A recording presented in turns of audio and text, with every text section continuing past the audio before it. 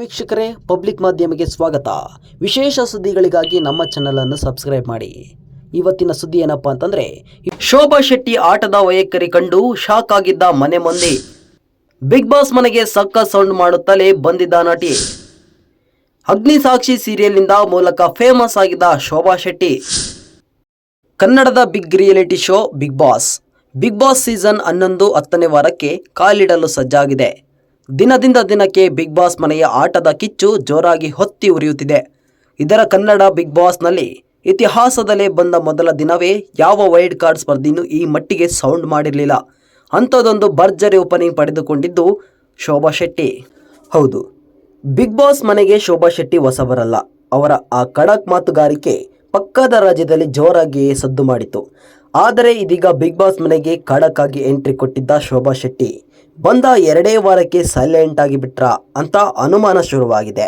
Big Boss season 11ಕ್ಕೆ sound ಮಾಡುತ್ತಲೇ ಬಂದಿದ್ದ ಶೋಭಾ ಶೆಟ್ಟಿ ವೇಗವಾಗಿ ಆಟದ ಹಿಡಿತ ತಗೊಂಡಿದ್ರು. ಕನ್ನಡದ ಫೈರ್ ಲೇಡಿ ಅಂತ ಒಂದೇ ದಿನಕ್ಕೆ ಹೆಸರು ಪಡೆದುಕೊಂಡಿದ್ರು. ಆದರೆ ಬರ್ತಾ ಶೋಭಾ ಶೆಟ್ಟಿ ಸೈಲೆಂಟ್ ಆಗ್ತಾ ಇದ್ದಾರೆ ಎಂಬೆಲ್ಲ ಮಾತುಗಳು ಕೇಳಿ ಬರುತ್ತಿವೆ. ಇನ್ನು ಶೋಭಾ ಪ್ಲಸ್ ಅವರ ಮಾತುಗಾರಿಕೆ ಸಿಡಿಗುಂಡಿನಂತೆ ಸಿಡಿಯೋ ಬೆಡಗೆ. ಆಟದಲ್ಲೂ ಅಷ್ಟೇ ಎಮೋಷನಲ್ ಆಗದೆ ಇಂಡಿಪೆಂಡೆಂಟ್ ಆಗಿ ಆಟ ಆಡಿದ್ರು. ಎಂತಹದೇ ಕಷ್ಟ ಇದ್ರೂ ಎದೆಗೆ ಎದೆ ಕೊಟ್ಟು ಒಬ್ಬರೇ ಫೇಸ್ ಮಾಡೋ ಚಾಣಾಕ್ಷೆ. ಆಟಕ್ಕೂ ಸೈ, ಎಂಟರ್ಟೈನ್ಮೆಂಟ್ಗೂ ಸೈ. ಶೋಭಾಗೆ ಮೈನಸ್ ಅವರ ಕೋಪ. ಯಾರ ಮುಂದೆನೂ ತಲೆಬಾಗಲ್ಲ ಅನ್ನೋ ನೇಚರ್. ನಿರ್ಧಾರಗಳ ತೆಗೆದುಕೊಳ್ಳಬೇಕಾದ್ರೆ ಅವಸರ ಜಾಸ್ತಿ. ಆದರೆ ಇದು ಬಿಗ್ ಬಾಸ್ ಮನೆಯಲ್ಲಿ ವರ್ಕ್ ಆಗಲಿಲ್ಲ ಅಂತ ಅನಿಸುತ್ತದೆ. ಏಕೆಂದರೆ ಶೋಭಾ ಶೆಟ್ಟಿಗೆ ಕತ್ತು ನೋವು, ಆಗಾಗ ಜ್ವರ ಕಾಣಿಸಿಕೊಳ್ಳುತ್ತಾ ಇದೆ. ಇದರಿಂದ ಏನಾದರೂ ಡಲ್ ಆಗಿದ್ದಾರಾ ಅಥವಾ ನಿಜವಾಗಲೂ ಬೇಸರ ಆಗಿದ್ದಾರಾ ಅಂತ ಮುಂದಿನ ದಿನಗಳಲ್ಲಿ ಈ ಬಗ್ಗೆ ಮಾಹಿತಿ ಕೊಡ್ತಾರಾ ಅಂತ ಕಾದು ನೋಡಬೇಕಿದೆ. ಕಳೆದ ಸಂಚಿಕೆಯಲ್ಲೂ ಬಿಗ್ ಬಾಸ್ ಮನೆಯ ಎಲ್ಲ ಸ್ಪರ್ಧಿಗಳು ಕಳಪೆ ಪಟ್ಟಿಯನ್ನು ಶೋಭಾ ಶೆಟ್ಟಿಗೆ ಕೊಟ್ಟಿದ್ದಾರೆ.